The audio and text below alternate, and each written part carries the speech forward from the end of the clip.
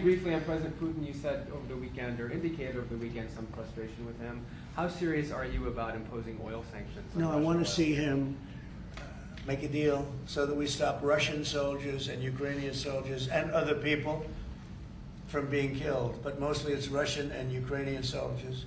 They're losing at least 2,500 human beings, beautiful human beings, a week. And I want it to stop. And some people would say, why do you worry about Russian soldiers or Ukrainian soldiers? I worry because it's like they're just like you people. They're like us. They're like all of us. And I seem to have an ability to do those things. And if I can do that, I think it's a very worthwhile thing to do. And I think we will. And no, I want to make sure that he follows through, and I think he will. I don't want to go secondary tariffs on his oil, but I think, you know, it's something I would do if I thought he wasn't doing the job. I did it with Venezuela.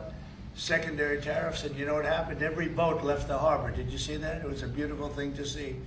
The whole harbor emptied out.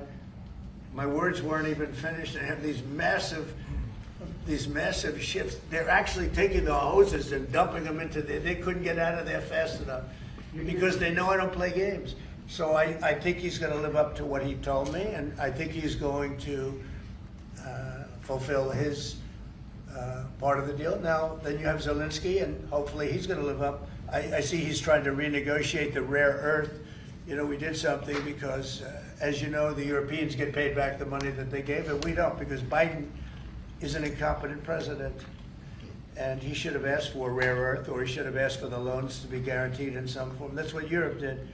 Europe is in for probably $100 billion.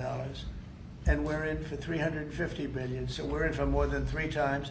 And now you could make it a little bit less than that, but it doesn't matter, whatever the number. We're in for substantially more than Europe. We could be in for 350 billion.